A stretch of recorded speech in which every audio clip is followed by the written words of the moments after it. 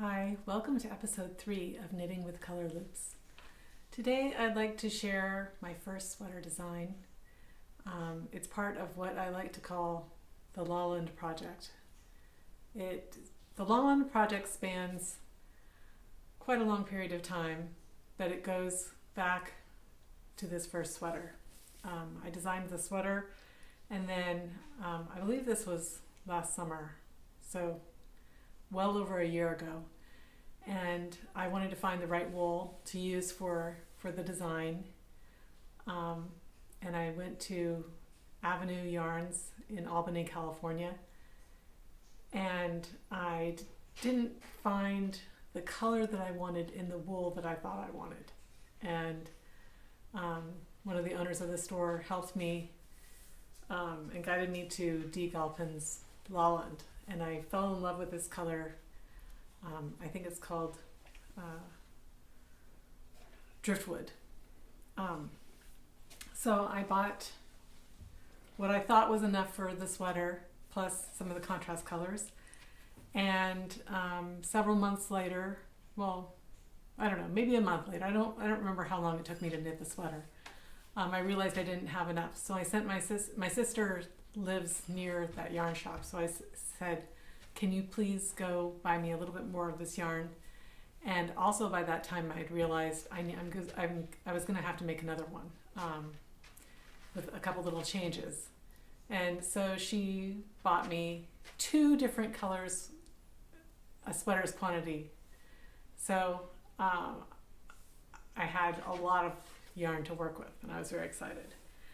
But going back a little bit about this particular sweater, because it was the first time I was designing a sweater, and I'm not the most experienced sweater knitter in the world, especially following patterns.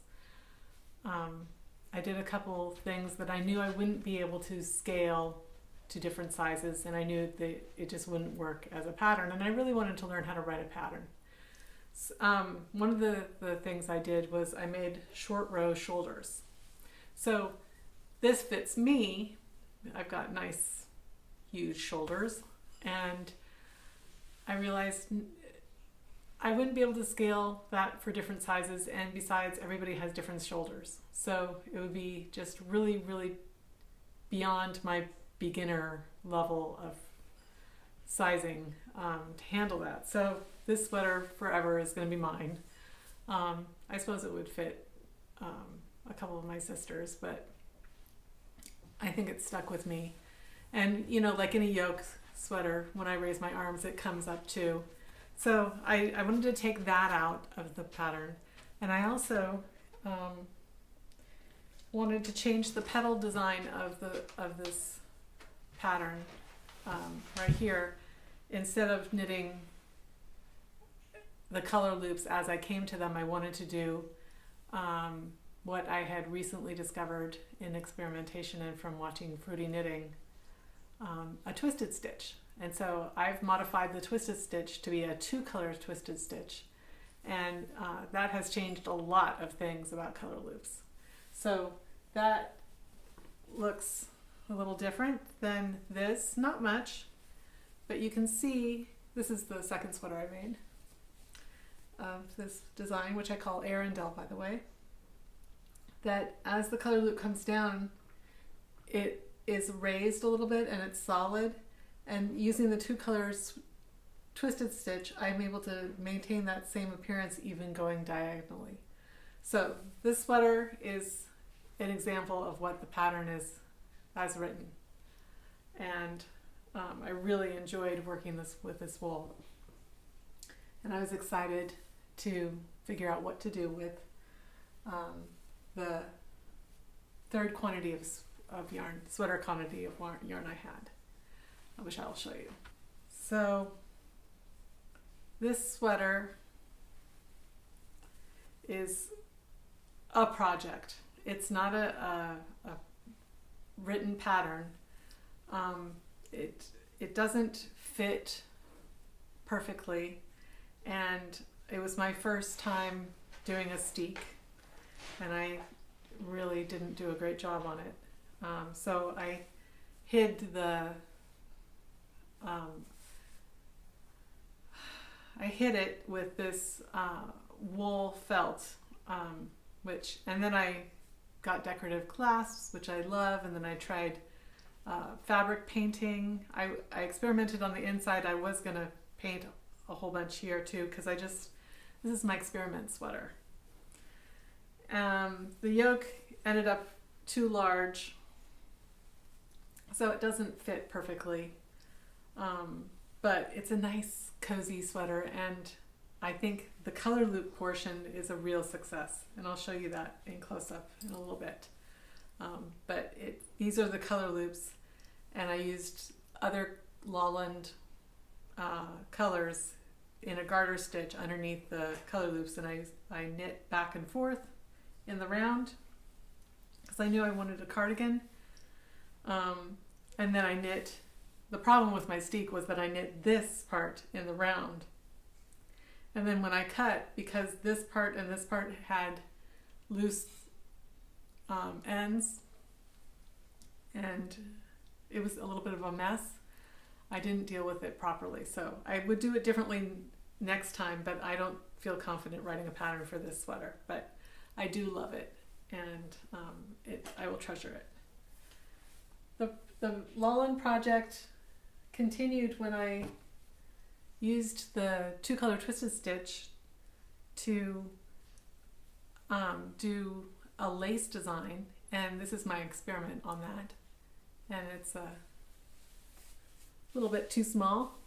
It was good enough. I think it was successful enough to write a pattern for it though, but instead of turning the pattern project into a hat, I made it into a cowl, and there are photos of that on the pattern page.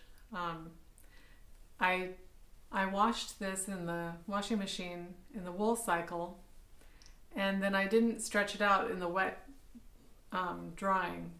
I didn't stretch it when I was drying it, so it's quite a lot smaller. That's a lesson to me. I will not wash the sweaters in the wool cycle. They are hand wash only. But I sort of love, I haven't tried it on yet, I sort of love this size, and I want to show you the nifty thing about color loops. This is how it would look stretched out, is that there are no horizontal strands to make it so that it won't stretch. This should fit over my neck. I'm going to test it out right now. Let's see how it goes. I don't even know where the back is. I suppose it doesn't matter.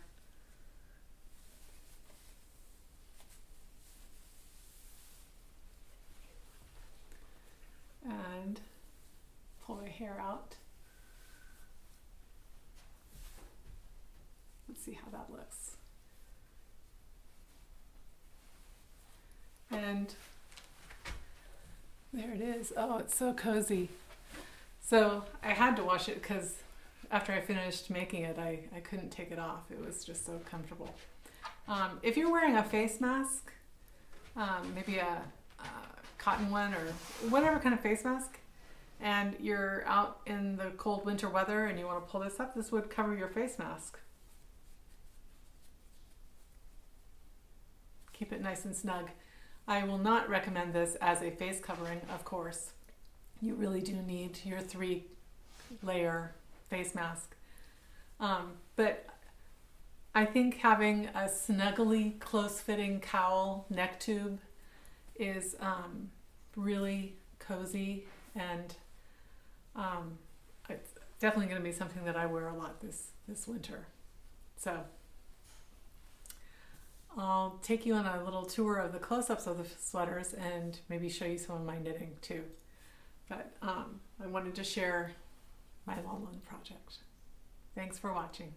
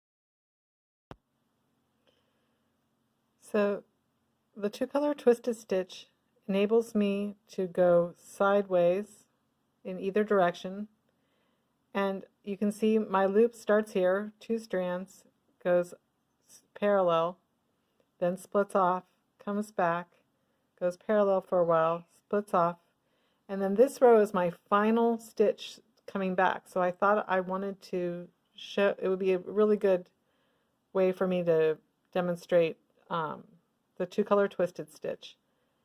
And then after this, I'll just go parallel until, I'm looking through the phone, until the loop ends out.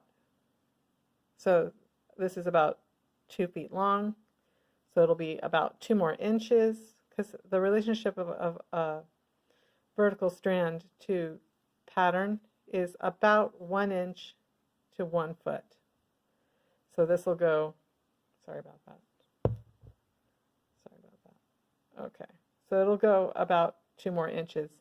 And so this will be quite a deep yoke. Maybe slightly more than the 6 inches that I thought it was going to be, because I made 6-foot color loops. But anyhow, let me show you how I do the two-color twisted stitch before my time elapses. I'm just going to do a garter stitch. Gosh, gotta get better at looking at this. So here we are. I want to move this over 1. So I'm going to take the back loop of the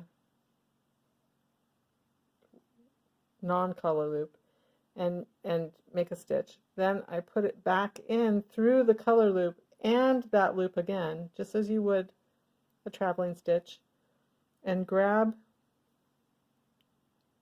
these are all, color loops stay very organized. They don't fall anywhere else than where you left them the last time you were around. So it was right there. I just needed to pick it up clumsily.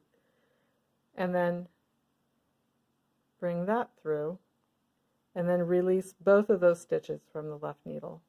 And there you see, I traded places, and I made it go in. Now, to go the other direction, you want the color loop first, so you go through the color loop and its neighbor stitch. I'm not going to use the working yarn rule. This is looking clumsier than it is, but basically you're going to do the same thing in reverse. You're going to do the color loop, then the neighbor stitch. And you can do this English style or continental, it doesn't matter. I happen to do a clumsy version of continental. So there you have it. And the next time I go around, it's just going to be 2 in a row.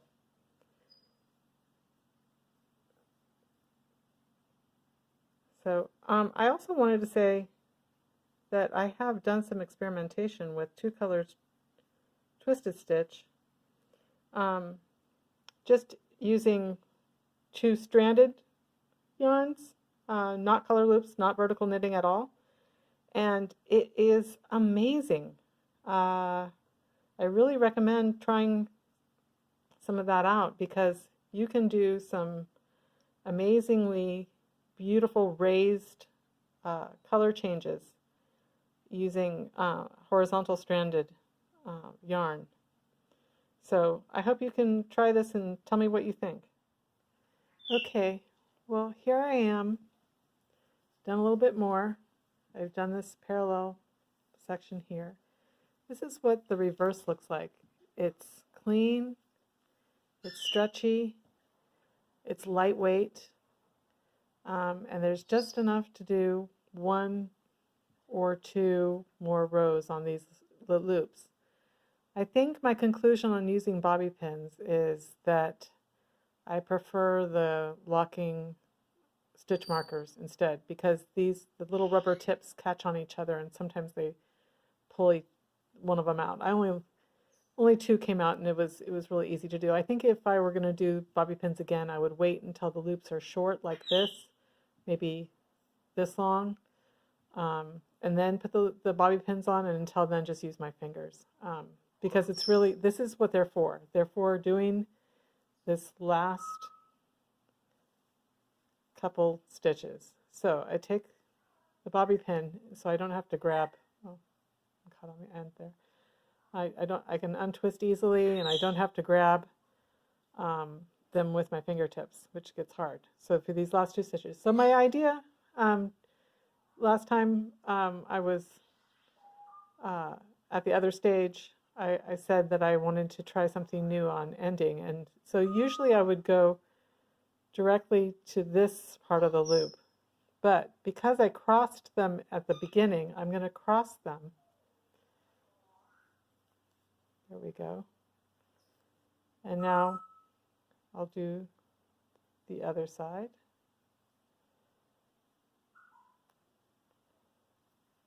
And there's not enough to do even one more stitch. So I'm going to take that bobby pin out. And the next time the next row will just be right there using those loops and no more. The color loop is ended. And you can see that just makes it so neat. I mean, there's nothing to tie in. This one needs one more row. And that's fine. There's a lot of personality involved with color loops. I just embrace that and love it for what it is. There's going to be little differences in the loops because not only is it really hard to measure the loops exactly, but how you knit them really has an effect. And if you really, really want them to be the same, you can go back and pick and tighten and loosen the individual stitches until you have everything ending at the same point. But I don't find that necessary for my own self. So, but it is possible, and that's good to know. Okay, one last thing I wanted to say at this stage is this is really beautiful lightweight yarn. It's D. Gilpin's Lalland yarn from Scotland, I believe, and I love it. I've made now 3 sweaters with it, and whoops, what's that? Anyway, I have a active animal and kid household here, so there is stuff in my knitting sometimes. But I have loved knitting with it, and this garter stitch is inspired by our trip to Japan this past summer. I saw a lot of multicolor garter stitch, and I just loved it, so I wanted to try doing some of that in my knitting. So I hope you like the idea of using color loops based on this, and I'll have a little bit more to say in a minute.